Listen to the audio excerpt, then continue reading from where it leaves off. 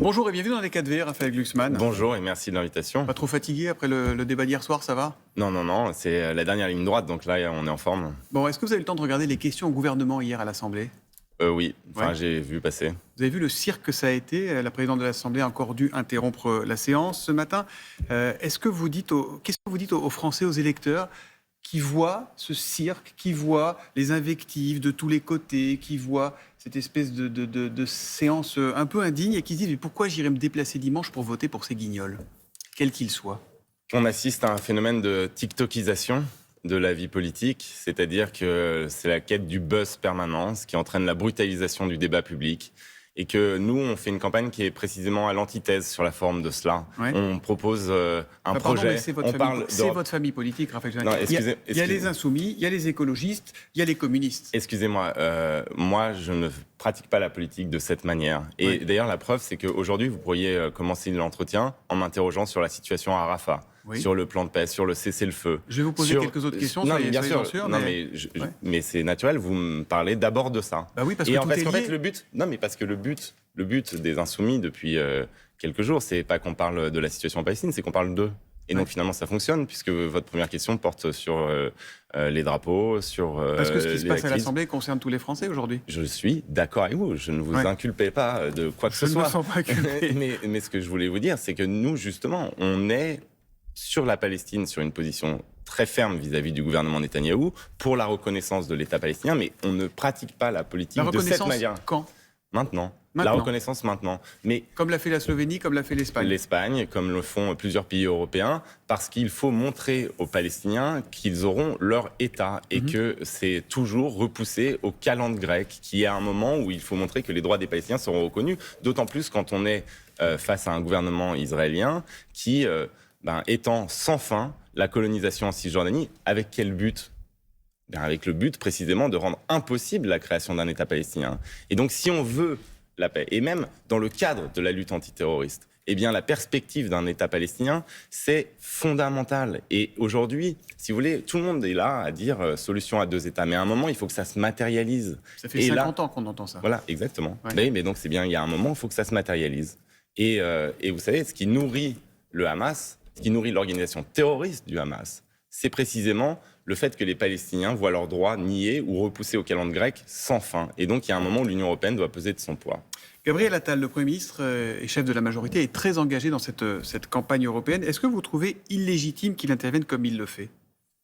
Je trouve que le duel avec Jordan Bardella, qui était une tentative de réduction de la politique de l'élection européenne à un face-à-face entre Emmanuel Macron, Gabriel Attal, Jordan Bardella, Marine Le Pen, eh bien, c'était un scandale démocratique. Je trouve que le fait de voler à ce point la vedette à sa tête de liste dans une émission de radio, eh bien, c'est un problème à la fois démocratique et un problème de relation aux femmes.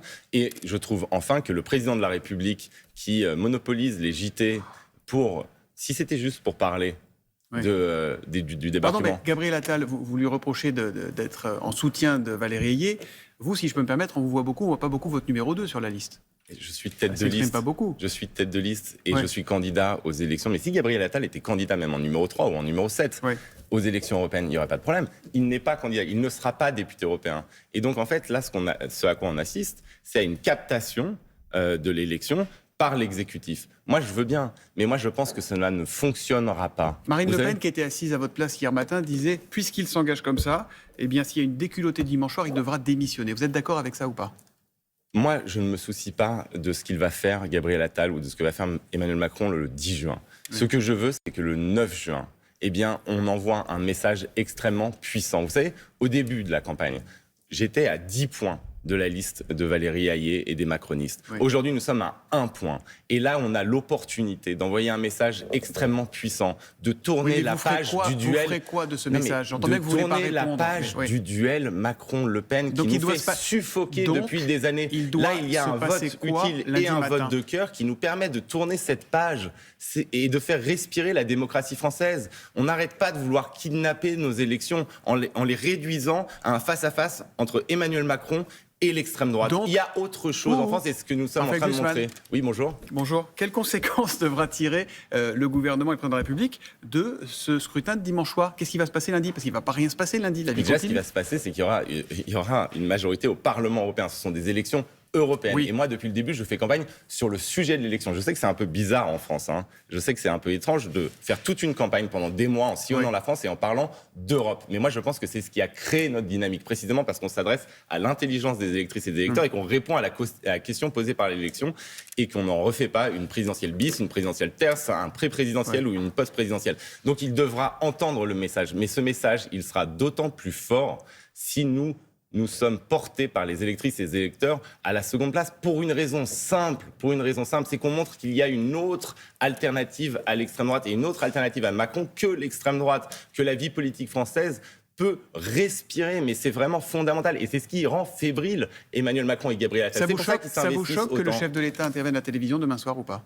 Et ce qui me choque, c'est s'il faisait juste un résumé des commémorations et qu'il restituait l'histoire. Ça, c'est pas délirant qu'un chef de l'État, le jour du 80e anniversaire du débarquement, qu'il vienne et qu'il nous explique pourquoi c'est fondamental de commémorer le débarquement, qu'il rende hommage à ces jeunes de 20 ans qui sont venus de l'autre côté de l'Atlantique pour libérer notre pays, libérer l'Europe. Ça serait fondamental. Mais ils ont déjà annoncé qu'il allait parler de la situation internationale et des européennes à 3 jours du scrutin. Mais Thomas Soto, dans aucun autre pays européen, ce serait possible. Dans aucun de nos voisins, on pourrait avoir le chancelier allemand ou le président de la République qui arrive et qui monopolise le JT de TF1, le JT de France 2, France Info, l'ensemble des chaînes info pour faire sa propagande électorale. C'est pas possible. C'est 3 jours du scrutin. Je vais vous poser quelques questions européennes très concrètes et je vous demande de répondre assez rapidement, comme ça on pourra avoir un aperçu. Est-ce que vous voulez remettre en cause la primauté du droit européen sur le droit national? Non.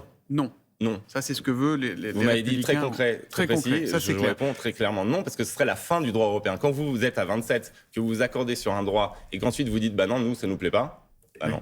Est-ce que vous voulez conserver ou supprimer le droit de veto des États sur la fiscalité ou sur les questions de politique étrangère?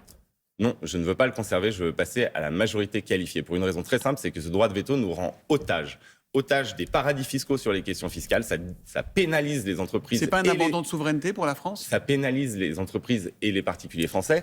Et ça nous rend otages de M. Orban quand il s'agit de prendre des sanctions contre la Russie. Si on veut que l'Europe devienne puissante, et c'est le cœur de notre projet, c'est toute ma vie, c'est mon combat, eh bien il faut passer à une prise de décision qui soit cohérente, qu'on soit plus donc otage d'intérêts particuliers. Donc on cède un peu de souveraineté française pour que ça fonctionne mieux au niveau européen. On récupère de la souveraineté, Thomas Soto. C'est ça qui se passe. C'est qu'à l'échelle européenne qu'on va pouvoir reprendre en main notre destin. Face aux multinationales, face aux empires autoritaires qui nous attaquent, face à un monde qui est devenu chaotique, si on veut reprendre en main notre destin... On avait dit un peu court, les réponses. Ah oui, mais là, vous me parlez du cœur du sujet. Ouais, donc je suis bien obligé. Je sens bien que ça vous enflamme. C'est vraiment le combat de ma vie. Donc, mais c'est à l'échelle européenne qu'on peut récupérer de la souveraineté. Moi, ce qui m'intéresse, c'est que les gens soient maîtres de leur destin et ça passera par l'Europe. Sur la guerre en Ukraine, la France doit-elle envoyer des soldats là-bas, des instructeurs, oui ou non? Ma ligne rouge depuis le début, c'était pas de confrontation militaire directe. Des instructeurs, oui. Vous avez entendu la réponse de la Russie hier, qui n'exclut pas que ses forces puissent frapper en Ukraine des instructeurs français. Écoutez-moi, la Russie a dit les tanks, c'est une ligne rouge. Du coup, nos dirigeants ont hésité pendant 6 mois avant de livrer des tanks à l'Ukraine. Ligne rouge? Non. Les avions sont une ligne rouge et on livre des avions et c'était pas une ligne rouge. Donc il faut arrêter d'être effrayé, tétanisé par les lignes rouges édictées par Moscou. Donc ce n'est pas à Poutine de décider ce qu'on fait. Oui, c'est oui, mais le principal, ce ne sont pas les instructeurs. Le principal, c'est qu'on livre les armes aux Ukrainiens. Or, aujourd'hui... C'est ce qui vous vaut d'être traité de va-t-en-guerre par vos amis de LFI et du Parti communiste, notamment. J'aime bien que vous utilisiez le qualificatif de vos amis, vu les campagnes permanentes qu'ils font à mon égard. Non, répondons à la question. Vous ne pouvez pas faire comme si vous ne travailliez pas ensemble ici. D'accord, vous n'êtes pas d'accord en Europe, mais vous travaillez ensemble. Extrêmement clair. Extrêmement clair. Les divergences, je ne les ai pas mises sous le tapis. Non. Et c'est maintenant qu'il va falloir les trancher. Ouais. C'est le 9. C'est le 9, là, ce dimanche, qu'on va les trancher. Maintenant, sur la question que vous avez posée, va-t-en-guerre. Mais qui est va-t-en-guerre? C'est Vladimir Poutine. Et si vous voulez la paix, eh bien, vous devez être ferme face aux tyrans qui déclenchent les guerres. Parce que si vous pensez qu'en baissant la tête, qu'en capitulant, vous achèterez la paix, la vérité, c'est que vous aurez rapproché la guerre de nous et que vous aurez sacrifié et notre honneur et notre crédibilité politique. C'est la sécurité des Européens qui est en jeu en Ukraine. C'est pas la Crimée ou le Donbass. La cible de Vladimir Poutine, c'est vous, c'est moi, c'est nos démocraties, c'est nous. Et donc, être ferme, c'est œuvrer à la paix. Et la lâcheté des dirigeants occidentaux, des années, vous serez a député précipité la guerre. européen une nouvelle fois dimanche soir. Est-ce que vous serez député pour 5 ans, quoi qu'il arrive? Moi, je serai député européen. Et vous savez, il y a une chose... Non, pardon. Il y a une chose... Non, mais il y a une pour chose... 5 ans, parce que là, on est au bout, on avait eu des réponses courtes. Il y a une chose Ouais. que j'aimerais que les gens comprennent. Ouais. On peut être très ambitieux, c'est pas de l'humilité ce que je Ouais. fais là. On peut être extrêmement ambitieux et placer son ambition à l'échelle européenne pour une raison simple. C'est que c'est le nouveau lieu de pouvoir. C'est là où on va prendre les grandes décisions sur l'écologie. Est-ce que c'est là où vous on va serez prendre... député européen pendant 5 ans? Je serai député européen pendant 5 ans à fond. Pourquoi ? Pour une raison simple, parce que je suis ambitieux justement et que je pense que c'est là qu'on prendra les grandes décisions. Moi, je veux œuvrer à l'émergence d'une puissance européenne. Merci beaucoup. C'est le combat de ma vie, Thomas Soto. C'est pas un slogan de campagne. C'est pas un moment dans mon existence. Vous avez bien retenu mon nom aujourd'hui. Merci beaucoup, Raphaël Glucksmann, d'être venu dans les 4G. Je connais votre nom depuis longtemps. Moi aussi. Bonne journée. Au revoir.